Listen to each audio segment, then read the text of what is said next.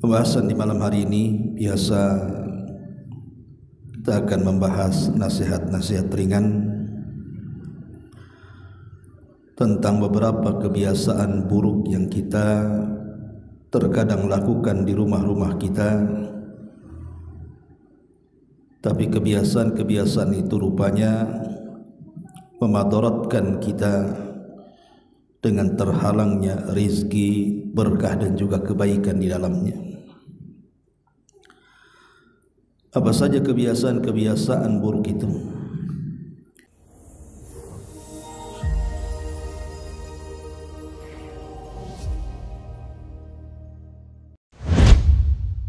Bismillahirrahmanirrahim. Assalamualaikum warahmatullahi wabarakatuh.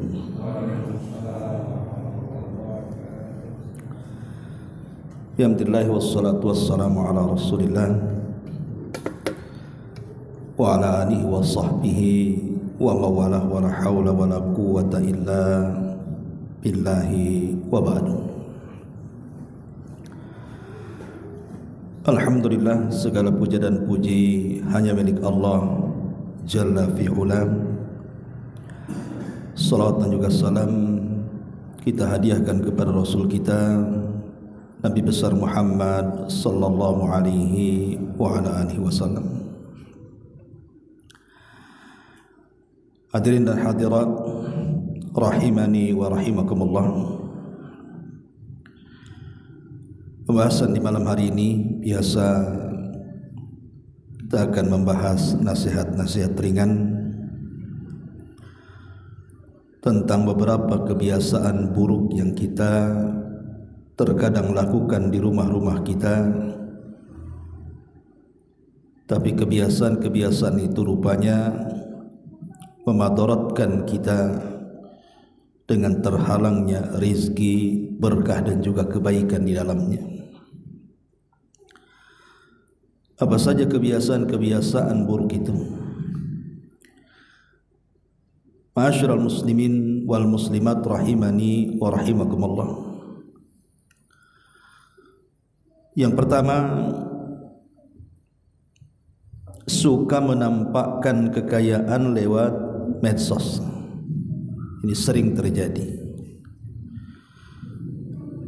Makanya kalau lihat di YouTube ataupun di medsos,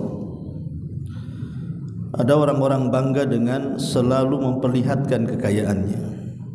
Entah memoto ruang tengahnya, dapurnya, kamarnya, depan rumahnya, belakangnya, macam-macam, kendaraannya. Dia tidak paham bahwa di sana ada mata-mata yang penuh dengan hasad. Makanya sampai-sampai dalam sebuah hadis, walaupun ada yang melemahkan riwayat ini, tapi maknanya sahih. Kata Nabi SAW, ista'inu ala qada'i hawaijikum bil kitmani fa inna kulla dhi ni'matin mahsudun. Mintalah pertolongan kepada Allah Subhanahu wa ta'ala pada setiap hajat-hajat kalian dengan cara menyembunyikannya. Karena setiap yang memiliki nikmat itu pasti ada orang yang hasad di dalamnya. Jadi kalau kita punya nikmat yang Allah anugerahkan kepada kita, baik berupa rumah, kendaraan, kekayaan, istri, anak-anak, pasangan, atau sebutlah nikmat apapun yang Allah anugerahkan kepada kita, mesti ada orang hasad, ya kan? Di dunia ini tidak mungkin tidak, pasti ada orang hasad di situ. Karena Nabi SAW tidak mengkhawatirkan kefakiran kepada umatnya. Yang Rasul SAW khawatirkan adalah ketika dunia dibentangkan kepada kita, kemudian di antara kita tanafasuha kama tanafasal ladzina min qablikum, berlomba-lomba untuk meraihnya sebagaimana orang-orang sebelum kalian seperti itu. Lah karena sifat manusia itu senantiasa ingin mengejar dunia, tidak mau dilebihkan dari orang lain. Kalau ada orang kaya, dia harus lebih kaya. Kalau ada orang senang, dia harus lebih senang. Itulah sifat manusia. Lah dari situ banyak orang-orang yang hasad. Dan kalau seandainya kebiasaan ini terus dilakukan, ini akan memadaratkan rizki dan keberkahan yang ada dalam rumah. Bisa saja kemudian banyak masalah di rumah itu. Kalau ada orang yang mengatakan, "Enggak juga lah Ustaz, banyak kok artis-artis itu yang buat konten di YouTube itu ya memang itu acaranya. Masuk ke rumah artis yang lain, kemudian yang disyuting ya semua kekayaannya kan, sampai ke garasi mobil, sampai ke WC pun di syuting dia. Tetap saja mereka kaya." Ya. Ma'asyiral muslimin yang dimuliakan Allah Azza wa Jalla, rizki itu kan bukan kekayaan saja, rizki juga ketenangan. Emang kita tahu artis-artis itu seperti apa?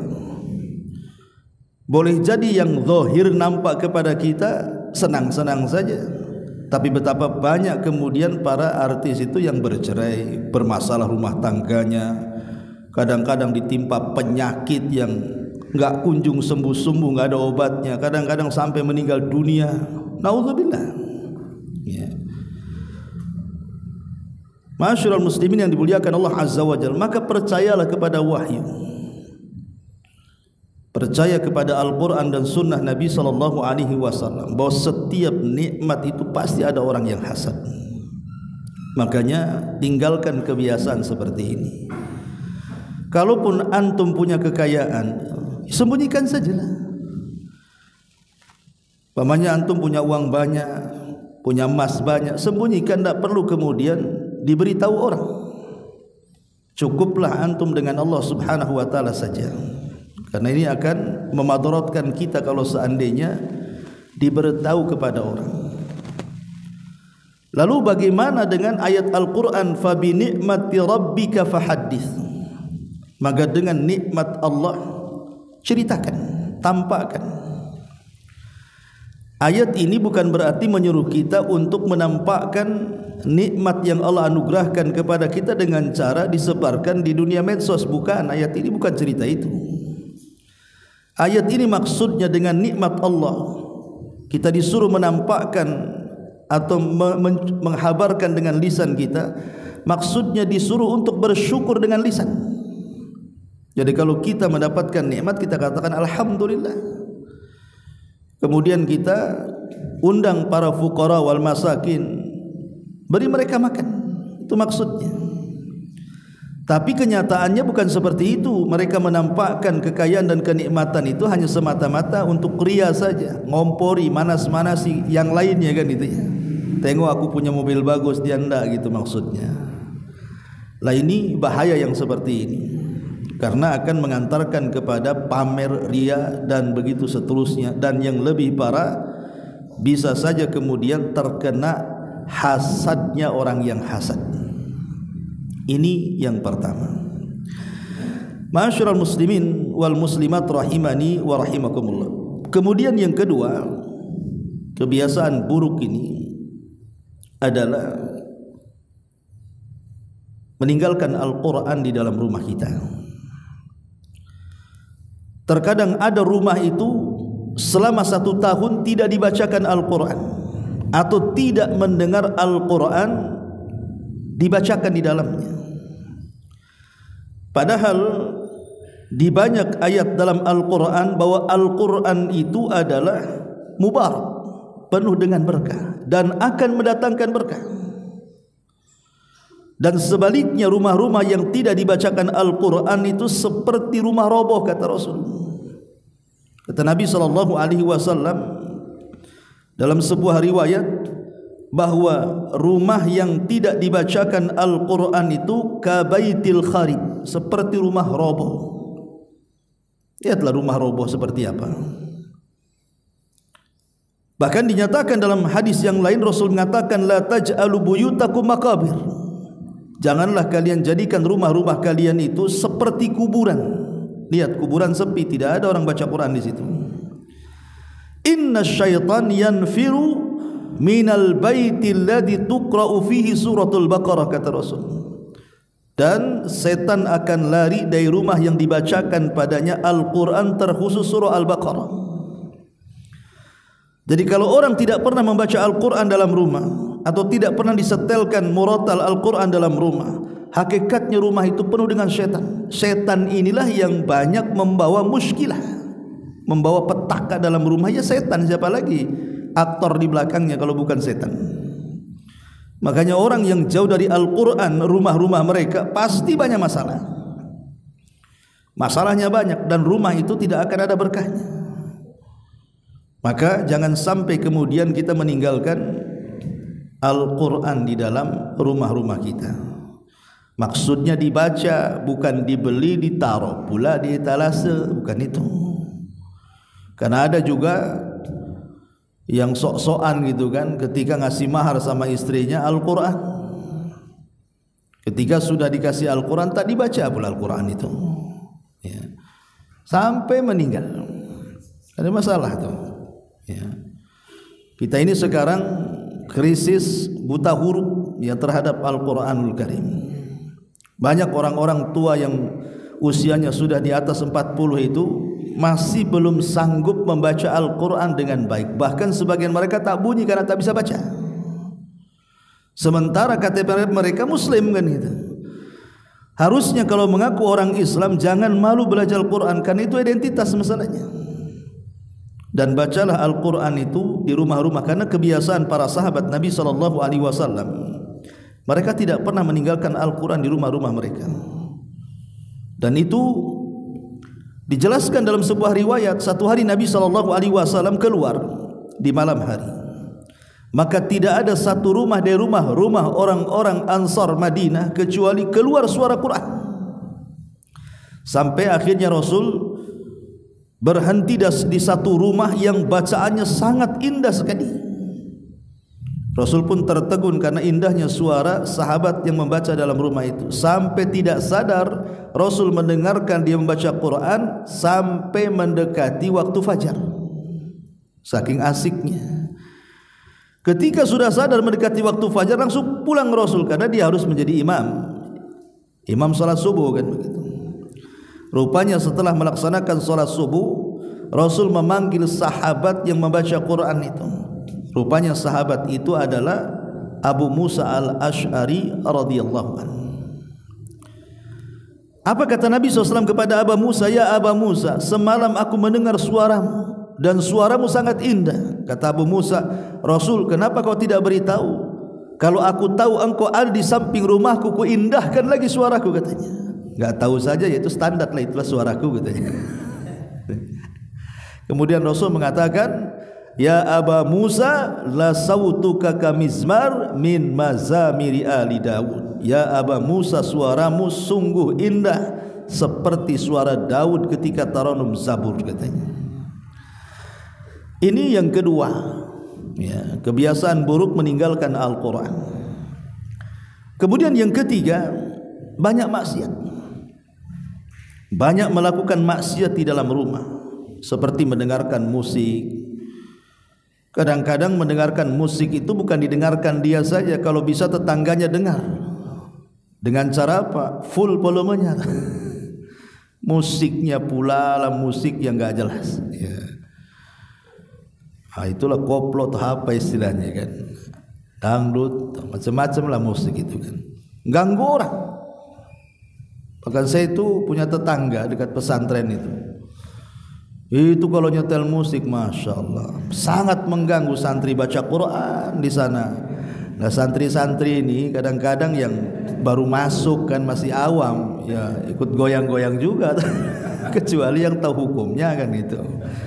Kalau sudah lama mondok tahu hukumnya ya benci dia. Tapi orang baru masuk pesantren, biasa dengar musik di rumahnya, belum tahu hukumnya, ya ikut goyang-goyang jadinya. Ini kan masalah ya, kawan. Ya. Dan jelas hukum musik itu berdasarkan madzhabul arba haram hukumnya. Tidak ada perselisihan. Adapun yang membolehkan musik itu cuma satu ulama namanya Al-Imam Ibnu Hazm Al-Andalus, ulama Maroko. Itu melemahkan hadis yang ada dalam Sahih Bukhari. Tetapi para ulama mengkritik dia.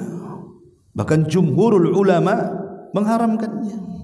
Dan penyelisihan Ibnu Hazm itu tidak dianggap. Ma'asyiral muslimin yang dimuliakan Allah Subhanahu wa taala, intinya bahwa jangan melakukan maksiat mendengarkan musik, karena kalau orang sudah mendengarkan musik pasti dia benci Quran. Orang kalau sudah suka dengan musik pasti akan dibencikan Al-Quran dan akan sedikit berzikir kepada Allah Subhanahu wa taala dan akan malas ibadah. Coba saja orang-orang yang gemar mendengarkan musik, maka dia tidak suka baca Quran, tidak suka berzikir dan malas ibadah. Karena memang musik itu dari syaitan, ya kawan. Itu dari syaitan. Nabi SAW sampai mengatakan, nanti di akhir zaman ada orang-orang yang yastahillunal hirra wal harir wal khamra wal ma'azib. Akan datang masanya satu zaman, kata Rasul, orang-orang yang menghalalkan zina, sutra, khamr dan juga alat-alat musik. Dan zamannya ini sekarang nih, yang disabdakan Nabi SAW. Atau maksiat-maksiat yang lain, bergibah dalam rumah, ya, ataupun kemudian mencaci maki orang di dalam rumah, dan begitu seterusnya. Kebiasaan-kebiasaan maksiat dalam rumah, minum khamar dalam rumah, berzina dalam rumah, naudzubillah. Nabi SAW mengatakan dalam sebuah hadis yang dikeluarkan Imam Ibnu Majah dari dari hadis Thauban radhiyallahu an, kata Nabi SAW, la yazidu fil umri illa albir wa la yaruddal qadar illa du'a wa innar rajul, di sini syahidnya, wa innar rajula la yuhramur rizqu bi dzambin yusibu. Kata Nabi SAW, seseorang itu akan diharamkan rizki padanya karena dosa yang dilakukannya. Lihat yang dikatakan Imam Ibnul Qayyim rahimahullahu ta'ala dalam kitabnya Jawabul Kafi, sangat indah sekali. Apa kata beliau? Kata beliau, wa min uqubatiha annaha tamhaku barakatal umri wa barakatal rizki wa barakatal ilmi wa barakatal amali wa barakatal ta'ati wa bil jumlati annaha tamhaku barakatad dini wad dunya.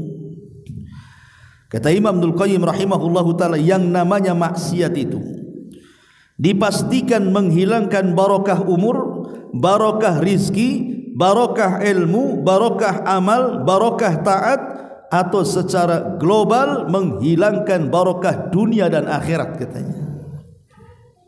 Maka tinggalkanlah maksiat-maksiat dalam rumah ini. Ini bisa membawa masalah dalam rumah itu.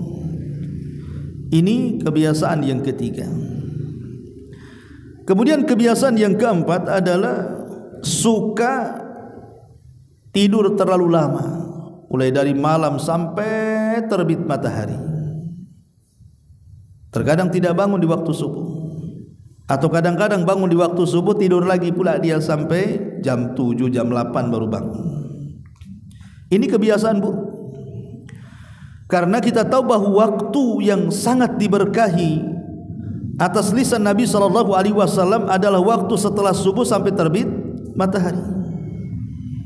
Maka orang yang membiasakan tidur setelah subuh sampai terbit matahari, maka hakikatnya dia menghilangkan berkah pada dirinya, keluarganya, hartanya, usahanya dan kehidupannya. Kata Nabi SAW dalam hadis yang sahih, Nabi mengatakan, Allahumma barik li ummati fi bukuriha. Ya Allah, berkahi umatku di waktu paginya. Makanya Rasul kalau mengutus sebuah sariyah, pasukan tanpa dipimpin dia, maka dia akan mengutus di waktu subuh. Karena itu waktu berkah, dan Rasul banyak dimenangkan dalam peperangan di waktu ini. Karena di situ ada angin sobah. Dan juga apa kata Imam Ibnul Qayyim, perhatikan beliau mengatakan, naumus subhati yamna'ur rizqa li'anna dzalika waqtu tutlabu fihi al-khaliqatu arzaqaha wa huwa waqtu qismatil arzaq. Kata Imam Ibnul Qayyim dalam kitabnya Zadul Ma'ad, tidur subuh itu bisa mencegah rizki, karena pada waktu itu Allah Subhanahu wa ta'ala sedang membagi-bagikan rizkinya. Jadi kalau Allah membagi-bagikan rizkinya di waktu itu kemudian kita tidur, ya sama saja kemudian kita tidak mendapatkan rizki itu. Makanya apa dikatakan oleh Al-Hafidh Ibnu Hajar dalam kitabnya Fathul Bari juga mengatakan, wa qad warada anna rizqa yaqsimu ba'da salati subhi wa annal a'mala tarfa'u akhiran nahari faman kana hina idzin fi ta'atin burika fi rizqihi wa fi amalihi. Kata Al-Hafidh Ibnu Hajar rahimahullahu taala, dan sungguh rizki itu dibagi setelah subuh, sebagaimana amal itu diangkat di akhir siang, maksudnya sore hari. Maka barang siapa menghabiskan dengan ketaatan, maka akan diberkahi rizki dan amalannya. Maka kebiasaan buruk tinggalkan, jangan suka tidur selepas subuh, kecuali kalau memang kita ini berhajat untuk tidur karena capeknya badan, mungkin malam sampai melembur kerjanya, ya tidak ada masalah. Kalau memang ada dzurub, ada hal-hal yang bisa kemudian menghalangi dia tidak bisa melek matanya, harus tidur karena lelah letihnya, tapi jangan dijadikan kebiasaan. Maksudnya kalau dijadikan kebiasaan maka akan menghilangkan barokah dalam kehidupannya. Ini juga termasuk kebiasaan-kebiasaan buruk. Kemudian juga kebiasaan-kebiasaan buruk itu yang seterusnya adalah terkadang orang ini tidak bisa melupakan hal-hal yang telah lalu dan selalu bingung menghadapi hal-hal yang belum terjadi. Itu karena kurangnya tawakal biasanya.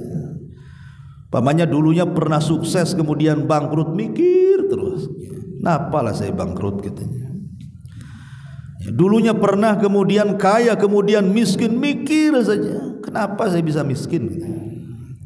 Atau dulunya mantan pejabat kemudian dia pun sudah tidak menjabat, terkadang belum terima tuh, seolah-olah masih menjabat saja dia, sehingga kadang-kadang baju dinasnya masih dipakai padahal sudah pensiun karena belum apa namanya, belum terima kan gitu. Kadang-kadang mantan jenderal, mantan ini udah purnawirawan aja kayaknya masih jenderal dia, masih nunjuk-nunjuk orang aja padahal sudah jadi masyarakat ya. Ada orang-orang yang enggak terima tuh, akhirnya dipikir atau mungkin dulu dia naksir orang kemudian keburu diambil orang ya, naksir perempuan pengennya dilamar dia, rupanya dilamar orang, kepikiran aja akhirnya enggak mau kawin ya, kutunggu jandanya, suaminya tak mati-mati pula masalah itu kawannya ya. Ada orang-orang itu yang banyak mikir perkara-perkara lampau, dipikir-pikir dia, padahal sudah yang sudah. Jangan mikir perkara-perkara yang sudah terjadi, atau terkadang mikir perkara yang akan datang yang belum terjadi sudah dipikir sama dia tuh. Mana nasib anak saya ini, gimana nasib perusahaan saya ini, gimana nasib saya ini. Nasib itu loh yang menentukan Allah, kok kita mikir nasib kita. Jadi ada orang itu yang terlalu mikir masa depan sampai akhirnya stres dia. Masyarul muslimin yang dimuliakan Allah Azza wa Jalla, ingat ketika Nabi SAW mengajarkan sebuah doa kepada Abu Umamah. Jadi ketika satu pagi di waktu duha, Nabi SAW tergerak langkahnya untuk menuju masjid. Entah apa yang mendorong Rasul datang ke masjid itu. Jalan aja Rasul ke masjid, rupanya dalam masjid gak ada orang kecuali ada satu sahabat namanya Abu Umamah. Dilihatnya Abu Umamah kayak stres banget hidupnya tuh, dirundung dengan banyak masalah. Lihat kan orang bermasalah kan nampak dari wajahnya tuh. Orang senang dengan orang banyak utang kan nampak kan itu. Senyum aja susah tuh. Tapi kalau orang senang itu siul, kadang-kadang siul gak jelas kan itu ya.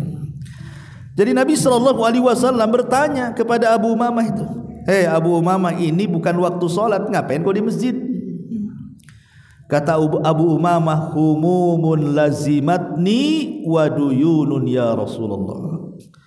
Humumun lazimatni, banyak pikiran wahai Rasul, stres, bingung, dan juga hutang yang menumpuk yang ada pada diriku, katanya.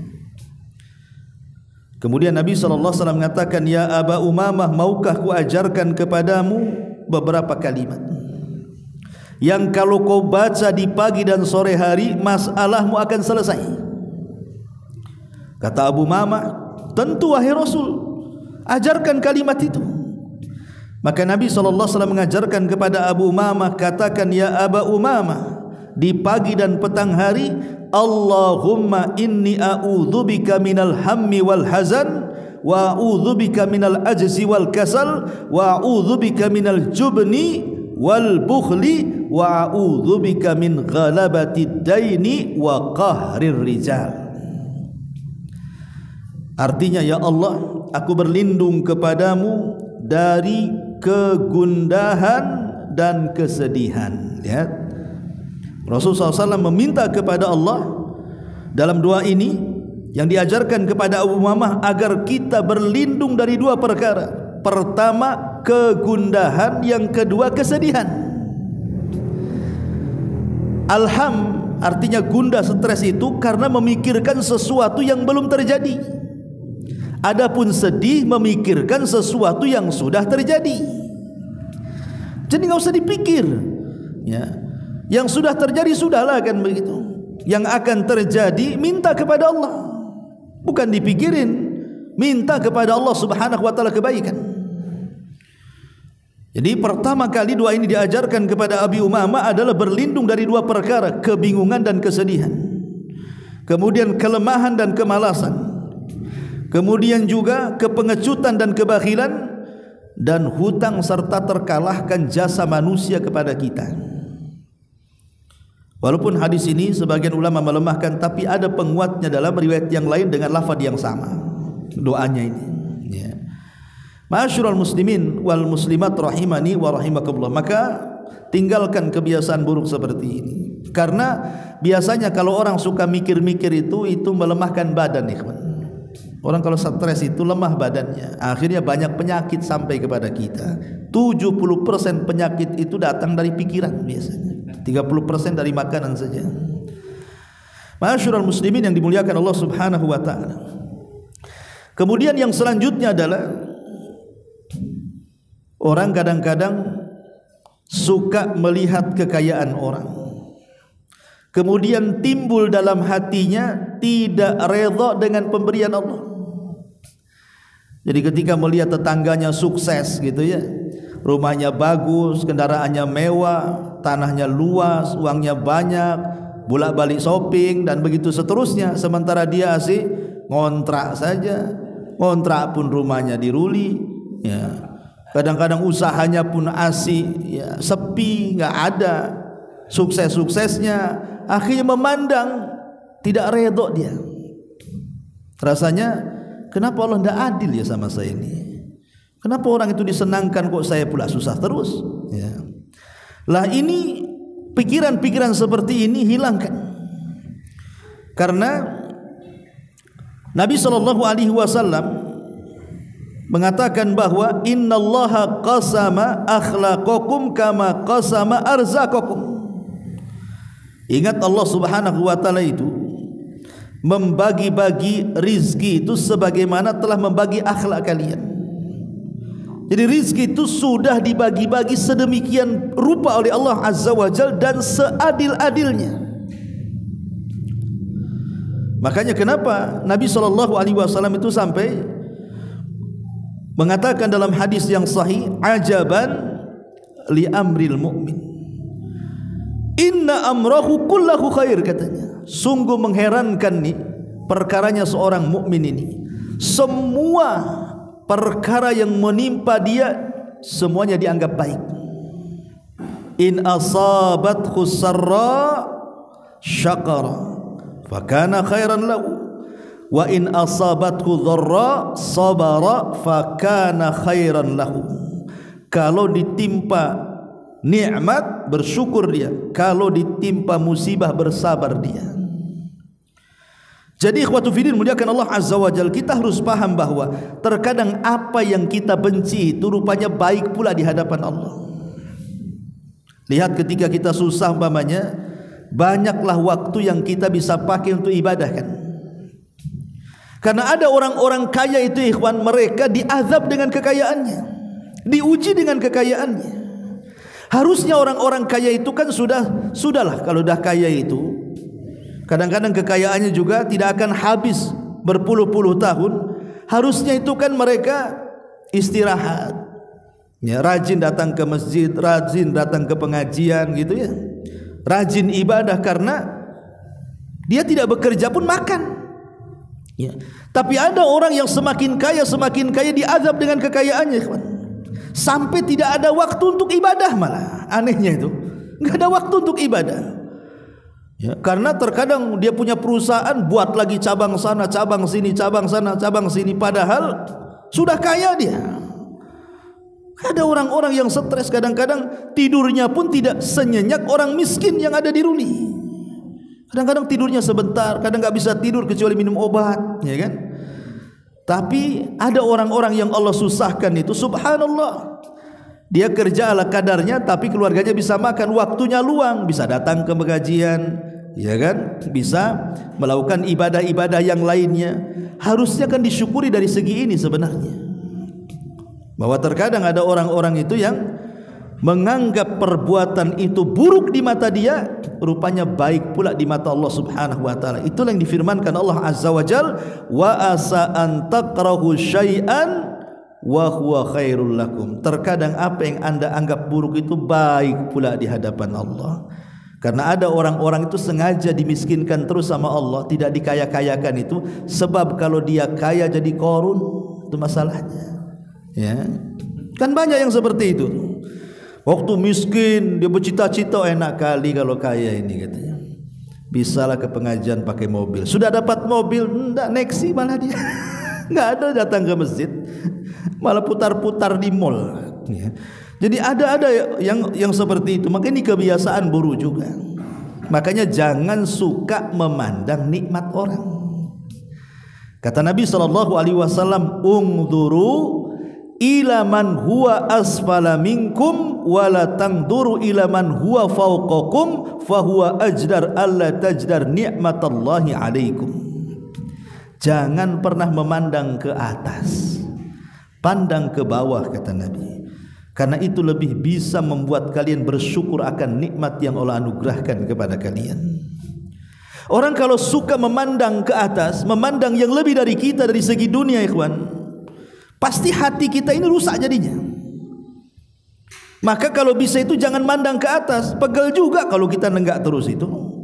Ya, karena kita tidak sampai-sampai seperti dia, apa enggak pegel tuh. Ya. Boleh kita memandang orang lain, tapi pandang ke bawah, kata Rasul. Pandang yang lebih susah dibandingkan kita. Alhamdulillah, saya ini rumah-rumah jelek tapi punya sendiri. Si anu itu masih ngontrak walaupun bagus, kadang-kadang bisa diusir sama orangnya. Yang ngontrak masih juga menganggap itu lebih baik karena mandang orang yang tidur di bawah jembatan kan. Ya. Dan begitu seterusnya. Tapi sekali lagi bahwa hadis ini hanya difokuskan masalah dunia ya, jangan dibawa-bawa ke agama. Jangan dibawa ke agama. Umpamanya ada kawan sholat 5 waktu, antum sholat 2 waktu. Kemudian ada lagi kawan antum sholat 1 waktu, dipandang pula ke yang 1 waktu, bukan ke yang 5 waktu. Masih mending saya maghrib isya sholat, si anu tuh cuma zuhur saja nampak. Bukan begitu kalau soal agama tuh. Kalau urusan agama yang lebih tinggi, gimana caranya aku bisa seperti dia sholat 5 waktu, begitu. Jadi hadis itu bicara soal dunia. Tapi yang jelas bahwa redho atau tidak redho dengan pemberian Allah itu karena terlampau banyak melihat kekayaan orang, kenikmatan orang. Sudahlah, terima apa yang Allah Subhanahu wa taala berikan, itu yang terbaik bagi kita. Itu yang terbaik bagi kita. Ini juga di antara kebiasaan-kebiasaan yang tidak baik. Kemudian ya, kebiasaan yang tidak baik itu adalah juga suka meminta-minta. Al-mas'alatu anin nas. Suka meminta-minta, bahasa kitanya pengemis lah. Ya. Mengemis ini sebuah kehinaan, ikhwan. Nabi SAW pernah menasihati seorang sahabat yang namanya Hakim. Apa kata Rasul? Ya Hakim, inna hadzal mal khadiratun hulwatun. Hakim, sesungguhnya harta ini memang indah dan manis. Faman akhadahu bisakhawati nafsihi burika lahu fihi. Barang siapa mengambilnya dengan berlapang hati, maka akan diberkahi padanya. Wa man akhadahu bi israfi nafsihi lam yubarak lahu fihi. Tapi siapa yang mengambilnya dengan kerakusan dia, maka tidak akan diberkahi hidupnya. Kemudian kata Rasul bahwa yadul ulya khairun min yadis sufla. Tangan di atas lebih baik daripada tangan di bawah. Artinya bersedekah lebih baik dibandingkan yang meminta-minta. Meminta-minta ini ikhwatu fiddin muliakan Allah Azza wa Jalla, sebuah hal yang bisa mendatangkan kefakiran. Tidak ada orang yang menjadi profesi pengemis itu jadi kaya, ikhwan. Tidak ada. Wah, ada Ustaz, orangnya cacat, minta di mana-mana, itu rumahnya tingkat 2, istrinya 2 pula. Kadang-kadang umpamanya ada yang begitu. Iya, kadang-kadang itu istidraj, ikhwan. Istidraj atau istidraj, dikayakan sesaat untuk disusahkan selamanya. Jangan yakin hanya melihat satu orang kemudian langsung mengatakan ndaklah si Anu juga kaya. Si Anu itu berapa orang? Kemudian yang minta-minta itu berapa orang? Tidak bisa satu dihukum itu semua orang. Kita menghukum itu kan kebanyakan, lihat. Karena orang-orang peminta-minta itu hukumnya pada asalnya dia itu pemalas sebenarnya, nggak mau kerja. Pada dasarnya orang-orang para pengemis yang ada di lampu-lampu merah itu kan pemalas itu. Karena bagaimanapun rizki Allah Subhanahu wa taala itu akan diberkahi dengan cara apa? Dengan cara keringatnya. Bekerja yang halal. Ya. Kalaupun seandainya hasilnya tidak banyak, tapi kan berkah. Berkah itu artinya luzumul khair, ada kebaikan di situ. Terkadang berkah ini tidak masuk di akal, ikhwan. Ada orang yang mungkin pas-pasan kerjanya, mungkin secara logika tidak bisa dia menyekolahkan anaknya tinggi-tinggi, tapi banyak kok yang sukses kemudian anaknya sampai kuliah-kuliah tuh. Yang lebih hebat lagi, terkadang anaknya menjadi anak yang soleh dan soleh, berbakti pula sama orang tuanya. Tapi ada orang-orang yang dengan kekayaannya nampaknya tidak bisa dia menyekolahkan anaknya, bahkan menjadi bejat-bejat pula anaknya, kena narkoba, pergaulan bebas dan begitu seterusnya. Ya. Ma'asyiral muslimin yang dimuliakan Allah Azza wa Jalla. Nabi SAW pernah mengatakan kepada sahabat Qabisah bin Mukharrik Al-Hilali radhiyallahu an. Apa kata Rasul? Ya Qabisah, innal mas'alata la tahillu illa li ahadi thalathatin. Qabisah, sesungguhnya mengemis itu tidak halal kecuali hanya untuk 3 orang saja. Kalau ingin jadi pengemis, jadi 3 orang ini. Kata Nabi SAW yang pertama, rajul tahammala hamalatan fahallat lahul mas'alah hatta yusibaha thumma yumsika. Yang pertama, seseorang yang menanggung hutang orang lain. Ia boleh meminta-minta sampai ia melunasinya, kemudian berhenti. Jadi umpamanya kita ini tolong saudara, menolong saudara, saudara kita kena musibah. Akhirnya karena kena musibah terpaksalah kita tolong sampai kita hutang-hutang sama orang. Karena kita hutang banyak sama orang, akhirnya apa? Akhirnya kemudian kita bangkrut. Usaha kita bangkrut karena untuk membayar hutang kan gitu. Lah ketika kita jadi miskin gara-gara menolong orang, maka kita boleh meminta-minta, tapi sekedarnya saja. Ya, kalau sudah lunas hutangnya ya sudah, jangan minta-minta lagi. Jangan pula akhirnya ahli berprofesi makin keenakan pula dia minta-minta di situ. Ini yang pertama. Yang kedua, wa rajulun asabathu jaihatun ihtajat malahu fahallat lahul mas'alatu hatta yusiba kiwaman min aishin. Yang kedua, seseorang yang ditimpa musibah yang menghabiskan hartanya. Pamannya orang tadinya kaya, datang tsunami, datang gempa, datang banjir, disapu bersihlah itu rumah-rumahnya, akhirnya miskin lagi dia kan, akhirnya tinggal di pengungsian. Maka yang seperti ini boleh minta-minta nih, karena dapat musibah kan. Tapi kalau sudah Allah berikan rizki, dikembalikan kekayaannya, ya berhentilah. Ya, ini yang kedua. Kemudian yang ketiga, kata Nabi SAW, wa rajulun asabathu faqah hatta yakuma thalathatun min dhawil hijaj min kaumihi. Seseorang yang ditimpa kesengsaraan hidup sehingga ada 3 orang yang berakal dari kaumnya menjadikan saksi bahwa fulan adalah orang miskin.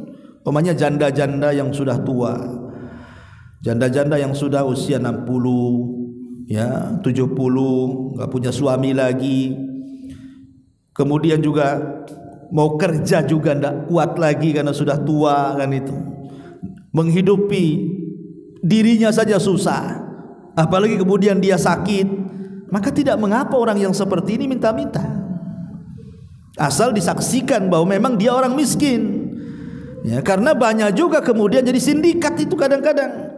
Sengaja ada orang-orang susah diambil, ditaruh di lampu merah kan itu ya, suruh minta-minta, nanti sore diambil orangnya, diambil juga duitnya.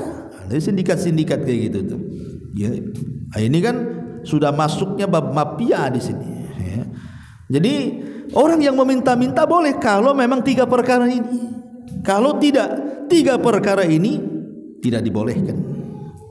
Nah, ini juga kebiasaan buruk meminta-minta ini jauhi. Jangan suka meminta-minta, kecuali meminta-minta itu untuk membantu orang lain. Pamannya saya ini miskin, ada saudara saya juga miskin, sama-sama miskin.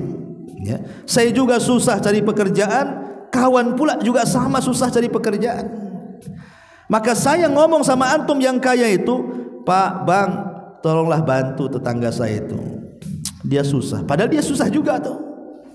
Dia minta kepada orang untuk membantu orang lain. Ya, tapi jangan diselepi. Ketika dikasih, Pak, saya juga susah, Pak. Jadi dia itu menjual orang untuk dia. Ya, atau mungkin kerjasama, biar saya mintakan, nanti kalau dapat bagi 2 ya. Itu masalah. Ya. Jadi maksudnya kita boleh meminta-minta kepada orang untuk membantu orang lain. Itulah yang difirmankan dalam Al-Quran, ara'aital ladzi yukadzibu biddin fadzalikal ladzi yad'ul yatim wala yahuddu, di sini wala yahuddu ala ta'amil miskin. Ya. Di antara para pendusta agama itu tidak mau membantu orang miskin, maksudnya mengajak orang-orang kaya untuk membantu orang miskin. Kalau kita sudah tahu miskin tidak bisa membantu orang miskin, suruh orang lain membantu saudara kita, itu dibolehkan. Ya. Ma'asyiral muslimin yang dimuliakan Allah Subhanahu wa taala. Kemudian juga yang lain adalah tidak pernah berpikir soal akhirat. Orang kalau tidak pernah berpikir soal akhirat, ikhwan, masalah. Karena nanti otaknya hanya dunia dan dunia saja. Angan-angannya akan panjang tulul amal. Ya.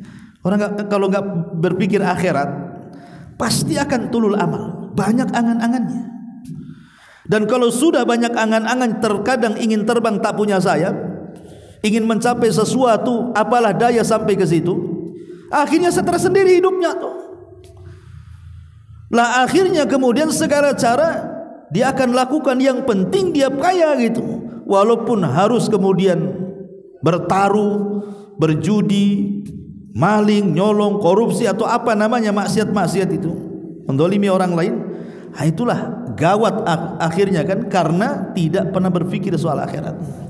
Tapi orang kalau berpikir akhirat, susah-susahnya dia hidup di dunia, dia tidak akan merasakan kesusahannya. karena di sana ada tempat yang jauh lebih indah dan akan menyelesaikan penderitaan di dunia. Lihat, ketika Nabi SAW bercerita tentang seseorang yang di dunia itu paling kere, paling miskin, sejak lahir sampai mati tidak pernah senang hidupnya, banyak musibah, banyak masalah, ya. Tapi dia menjalani kehidupannya dengan sabar, dengan penuh syukur, dengan penuh ridha, dengan penuh zuhud dan qanaah. Pokoknya dihadapi dia walaupun hidupnya susah, banyak masalah, tapi orang ini ditakdirkan termasuk penduduk surga. Didatangkanlah orang ini di hadapan Allah Subhanahu wa taala. Kemudian Allah Subhanahu wa taala mampirkan di surga sesaat saja. Hanya dicelupkan, diambil lagi. Ya. Kemudian Allah Subhanahu wa taala mengatakan kepada orang ini, hal marra bika min adza min bu'sin qat ya fulan. Apakah setelah aku celupkan kau ke dalam surga masih ingat memori-memori kau dulu kesusahanmu di dunia ini? Dia mengatakan, tidak ya Rabb, semua hilang. Coba, di dunia ini kalau kita pernah susah kemudian kita kaya, masih teringatlah susahnya itu kan. Makanya banyak orang-orang sukses itu kadang-kadang kalau ngasih pelajaran kepada orang lain itu, lihat saya, dulu juga saya sama dengan kamu kok. Masih ingat kan susahnya tuh, ya. Dulu saya lebih parah dibandingkan kamu. Saya kesana kemari ambil rongsokan, ditimbang sana sini, macam-macam lah ceritanya. Masih ingat dia di dunia itu. Kalau orang susah kemudian senang, masih ingat kesusahannya. Tapi kalau orang dimasukkan ke surga walaupun satu celupan, enggak ingat kesusahan itu, hilang semuanya memori kesusahan itu. Ditanya sama Allah, masih ingat kau pernah susah? Enggak katanya. Subhanallah. Kalau orang ingat akhirat, ingat tentang janji-janji Allah Subhanahu wa taala, enggak mungkin bermasalah hidupnya, ya. Ma'asyiral muslimin wal muslimat rahimani wa rahimakumullah. Kemudian juga kebiasaan yang buruk adalah tidak sabar, ya. Kadang-kadang orang itu tidak sabar. Ketidaksabaran inilah terkadang akhirnya kemudian hidupnya stres, tidak berkah lagi. Padahal kalau dia mau sabar, Allah mengatakan wasbiru innallaha ma'as sabirin. Sabarlah kalian karena Allah itu bersama orang-orang yang sabar. La in sabartum lahuwa khairul lisabirin. Kalau kalian sabar itu lebih baik bagi orang-orang yang betul-betul sabar. Innama yuwaffas sabiruna ajrahum bighairi hisab. Pahala orang sabar itu tanpa batas, kata Allah. Jadi kadang-kadang orang tidak sabar, usaha tidak sabar, ya, sesuatu yang tidak istiqomah pasti tidak akan berhasil. Ibadah saja perlu sabar. Orang kalau sholat tidak sabar tidak khusyuk. Puasa kalau tidak sabar batal dia, ya. Lah perkara dunia juga sama. Kalau dia tidak sabar, usaha apapun pasti gagal tuh kalau tidak sabar itu. Karena sabar itu kunci kemenangan. Lah sebab diantaranya hilang berkah, hilang rizki, hilang kebaikan itu karena hilangnya kesabaran. Ini juga kebiasaan yang kadang-kadang harus dihilangkan. Biasakan latih supaya kita sabar. Termasuk juga kurang tawakal. Padahal Nabi SAW sampai menjanjikan kepada orang-orang yang bertawakal itu apa? Lau antum tatawakkaluna 'ala Allah haqqa tawakkuli la ruziktum kama yurzaqut tayr yaghdu himasan wa taruhu bitana. Kalau kalian benar-benar bertawakal, kata Rasul, maka kalian akan diberikan rizki seperti burung diberikan rizki, keluar lapar, pulang pula sudah kenyang. Orang kalau bertawakal, maka hidupnya akan dicukupkan Allah. Wa man yatawakkal 'ala Allah fa huwa hasbuh, kata Allah. Siapapun yang bertawakal, hidupnya akan Allah cukupkan. Kadang-kadang kita ini kurang tawakal. Ketika kita kerja di perusahaan, baru ada pengumuman akan terjadi PHK, udah was-was tuh. Gimana kalau saya yang kena, nama saya di situ? Makan apa saya di luar tuh? Seolah-olah Tuhan dia itu hanya ada di perusahaan aja, di luar nggak ada Tuhan jadinya. Udah stres duluan kan? Harusnya dia berpikir, ya kalau memang saya ada di orang-orang yang kena PHK, boleh jadi ini skenario Allah. Nah, kan kalau orang yang beriman kan gitu, boleh jadi skenario Allah. Allah mau yang terbaik untuk saya. Bisa saja akan dapat pekerjaan yang jauh lebih baik. Ya. Makanya kalau ada berita yang menyenangkan kepada kita, apa ucapan kita yang diajarkan Nabi SAW? Alhamdulillahilladzi bi ni'matihi tatimmu shalihat. Tapi kalau ada kabar yang tidak menyenangkan, kita katakan apa? Alhamdulillah ala kulli halin. Terlalu beda ngomongnya ya.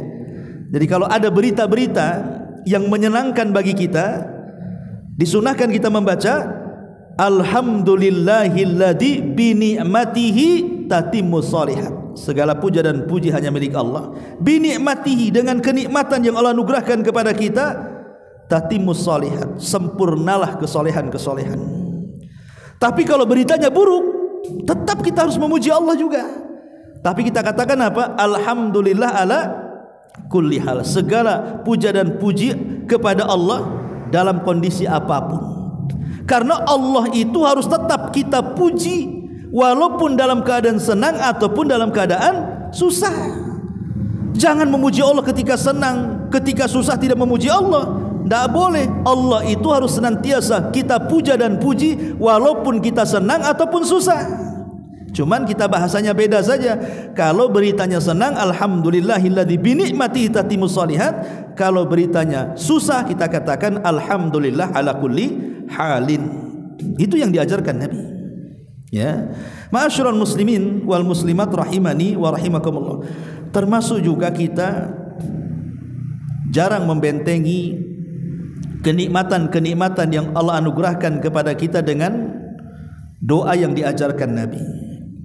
Apa doanya? Doanya adalah Masya Allah la quwata illa billah. Ini jangan antum tinggalkan doa ini. Masya Allah la quwata illa billah. Karena Nabi SAW mengajarkan doa ini kepada siapapun yang Allah Subhanahu wa taala berikan nikmat, dan nikmat itu membuat kita takjub. Jadi kalau seandainya antum baru beli rumah, maka kita katakan Masya Allah la quwata illa billah. Kalau kita baru membeli kendaraan, entah motor, entah sepeda, entah mobil, kita katakan Masya Allah la quwata illa billah. Kalau kita punya anak, kok anak ini cerdas, lucu, cantik, cakep, kita katakan Masya Allah la quwata illa billah. Pokoknya apa aja nikmat, nikmat apapun. Karena dahulu di zaman bahula ya, sebelum Nabi SAW, itu ada satu kisah yang disebut dalam surah Al-Kahfi, namanya kisah Ashab Al-Jannataini, kisah pemilik dua kebun. Jadi ada dua orang yang berserikat. Dua orang ini berbisnis awalnya. Ingat dalam Al-Quran itu, wa inna minal khulata la yabghi ba'dukum ba'dha. Terkadang orang kalau sudah berserikat, pasti ada yang mendolimi salah satunya. Orang kalau usaha rame-rame, ya kan, entah bertiga, entah berempat, kemudian kumpul modal, kemudian usaha tertentu, itu pasti ada yang masalah tuh satu-satunya. Mesti satunya masalah, satunya tidak, atau dua-duanya masalah. Orang yang berserikat itu pasti ada masalah, kecuali memang Allah rahmatilah kan itu. Tapi umumnya kalau berbisnis kemudian lebih dari dua orang pasti masalah. Karena Allah yang mengatakan seperti itu, kecuali orang-orang yang dirahmati. Lah dahulu di zaman Bani Israil ada orang yang berbisnis itu dua orang tuh. Akhirnya kemudian ada masalah, sahamnya dibagi 50%, 50%. Lah yang satu ini orangnya beriman, yang satu pula orangnya kufur. Yang beriman ini ketika mendapatkan sahamnya, dia sedekahkan semuanya. Disedekahkan semuanya, Masya Allah ya. Dan dia yakin dengan janji Allah Subhanahu wa ta'ala. Yang kufur ini, mati ini, sama sekali tidak bersedekah, padahal dia sudah dapat uang banyak dari pembagian saham itu. Tidak ada yang disedekahkan sama sekali. Malah kemudian dibelikan dua kebun, dibelikan rumah, dibelikan para budak untuk mengelola kebunnya, dan begitu seterusnya. Tidak ada satu sen pun disedekahkan. Pokoknya hanya ingin dunia dan dunia saja. Singkat cerita, orang yang beriman yang disedekahkan hartanya ini mengalami kesusahan hidup, nggak punya modal lagi karena harta yang disedekahkan semuanya. Ini yang kufur nikmat ini makin kaya, ya, makin kufur makin kaya. Itu istidraj namanya. Kadang-kadang ada orang yang kufur itu kok kaya, kita pula yang ahli solat kok miskin-miskin terus. Ingat, itu istidraj. Allah sengaja diberikan kekayaan dengan kekufurannya sampai pada waktunya nanti Allah azab tuh. Tidak di dunia, di akhirat. Jadi setelah kaya, hartanya makin banyak, anak buahnya makin banyak, rumahnya makin besar, lah kawan yang beriman ini ingin mencari pekerjaan. Ya, daripada mencari pekerjaan kepada orang lain, ya akhirnya kepada dia teringat dulu punya kawan yang pernah berserikat dalam bisnis. Dia sudah kaya, bolehlah saya bekerja sama dia saja, tidak ada masalah. Berangkat dia melamar pekerjaan. Bukannya diterima, malah kemudian dicaci maki. Ya. Lihat sekarang, mana kekayaanmu dulu, nih lihat kekayaan saya. Mana kekuatanmu, nih kekuatan saya. Sombong dia di hadapan dia. Akhirnya yang beriman ini menasihati jangan seperti itu. Karena bagaimanapun kekayaan Allah itu jauh lebih baik dan lebih luas. Tapi dia makin sombong. Akhirnya apa yang terjadi? Ketika kemudian sudah menghina saudara yang beriman, kemudian sombong lagi di atas muka bumi dengan mengingkari adanya hari setelah kematian dan begitu seterusnya, kisahnya panjang. Kemudian sebelum orang yang beriman ini pulang, ini orang yang kufur nikmat ini ingin ngasih tahu kebunnya. Ayo, ya, kau harus lihat kedua kebunku ini, katanya. Lah sebelum kemudian sampai dua orang ini ke kebunnya, Allah kirim azab. Allah kirim halilintar yang membawa percikan api, terbakar tuh semua kebunnya tuh. Sehingga pohonnya hancur ke para-parapnya, bangkrut dia. Maka orang yang beriman ini menasihati, coba sebelum kau masuk ke dalam kebunmu kau baca Masya Allahu la quwata illa billah. Tentu tidak akan seperti ini. Dari sinilah kemudian istimbat para ulama ahli tafsir dan juga para ulama yang lainnya mengatakan, maka kita dianjurkan untuk membaca Masya Allahu la quwata illa billah. Minimalnya ini untuk mendawamkan nikmat Allah. Kalaupun tidak ditambah, ya minimalnya jangan dihilangkan. Jadi supaya kenikmatan kita tidak hilang, biasakan membaca Masya Allahu la quwata illa billah. Dan biasakan juga membaca Alhamdulillah. Ma'asyiral muslimat muslimin wal muslimat rahimani wa rahimakumullah, inilah di antara perkara-perkara kebiasaan-kebiasaan yang tidak baiknya harus kita tinggalkan karena akan bermasalah kepada rizki, berkah dan kebaikan yang ada di rumah kita. Wallahu alam. Mudah-mudahan nasihat yang singkat ini bermanfaat. Mungkin sebelum saya tutup ada soalan, silakan. Ya. Baik. Bismillahirrahmanirrahim. Assalamualaikum Ustaz. Ada dua soalan yang ingin ana tanyakan. Satu, manakah yang lebih sahih ketika hendak melaksanakan solat fardu atau solat sunnah, kita membaca niat atau tidak? Yang kedua, ketika kita solat subuh kita lupa membaca doa kunut, haruskah kita melaksanakan sujud sahwi? Ya, wallahu alam. Jadi yang pertama, apakah kita kalau solat sunnah atau fardu harus niat? Ya harus. Niat itu rukun, bukan wajib, rukun dia. Rukun ini kalau tidak dilakukan membatalkan ibadah. Lain dengan wajib, kalau tidak dilakukan tidak membatalkan ibadah, tapi dia berdosa. Kalau dalam solat maka harus diganti dengan sujud sahwi. Kalau rukun tidak bisa hanya sekedar melaksanakan sujud sahwi, tapi harus didatangkan rukun yang ditinggalkannya. Lah niat itu rukun daripada ibadah. Walaupun ada khilaf ulama tentang apakah niat itu syarat ataukah rukun, ini menjadi khilaf ulama. Sebagian mazhab Syafi'i mengatakan bahwa dia adalah rukun, tapi sebagian mazhab Hambali dan yang lainnya dia adalah syarat. Apa bedanya syarat dengan rukun? Sama-sama membatalkan ibadah kalau ditinggalkan sebenarnya. Cuman bedanya syarat itu di luar, rukun itu di dalam. Tapi sama-sama kalau ditinggalkan batal ibadahnya. Ya. Jadi bedanya hanya luar dalam saja, syarat luar, rukun dalam gitu ya. Jadi bagi yang mengatakan syarat seperti mazhab Hambali dan yang lainnya, berarti niat boleh dilakukan sebelum takbiratul ihram. Niat baru takbiratul ihram. Bagi yang mengatakan rukun berarti dia masuk. Jadi niatnya itu beriringan dengan takbir. Sambil takbir dia niat. Gitu maksudnya ya. Nah, itu untuk masukkan niat ke dalam ibadah. Ya. Yang jadi polemik masalah niat itu bukan masalah syarat atau rukun. Itu sudah memang perselisihan ulama. Yang menjadi masalah itu apakah harus dikeraskan atau tidak, itu yang jadi masalah. Ya. Maka niat itu tidak perlu dikeraskan. Niat itu cukup dalam hati saja. Karena kalau dikeraskan jadi zikir, jadinya bukan niat. Ya. Jadi amal lisan kan zikir. Niat itu dalam hati, karena niat itu adalah amalan hati. Lah semata-mata kita dari rumah ke Masjid Al-Fajri saja itu sudah dikatakan niat. Apa tujuan kita ke masjid kalau bukan untuk sholat? Ya, jadi dengan berjalan dari rumah ke masjid untuk melaksanakan sholat saja sudah dianggap niat, sehingga datang aja cukup takbiratul ihram. Tapi sebaiknya ada tahdirun niyah, menghadirkan niat supaya khusyuk. Ya, tapi cukup dalam hati, tidak perlu dikeraskan. Ya, ini yang pertama.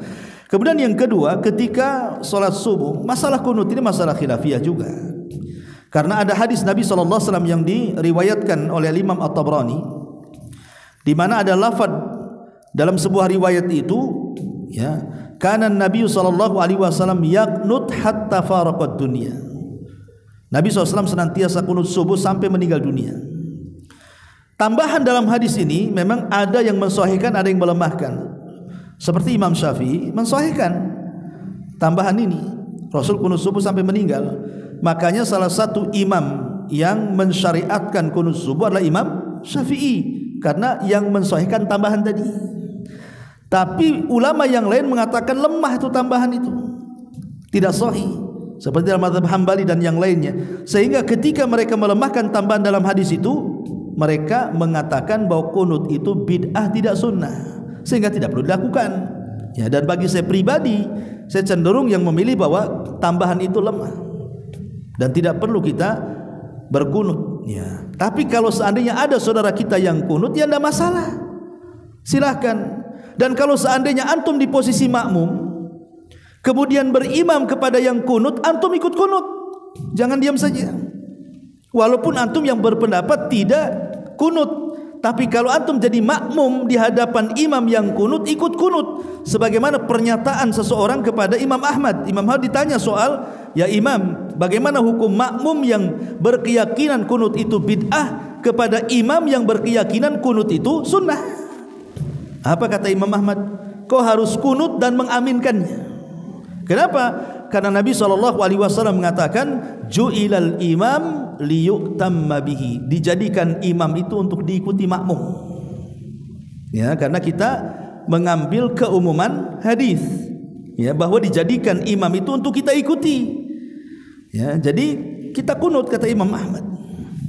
Apalagi kalau seandainya kalau kita kemudian tidak kunut, maksudnya tidak ikut kunut imam, menjadikan fitnah, maka itu lebih berhajat lagi untuk kunut. Makanya kalau kita diam saja, nanti orang-orang mandang kita antum ganggu orang sholat.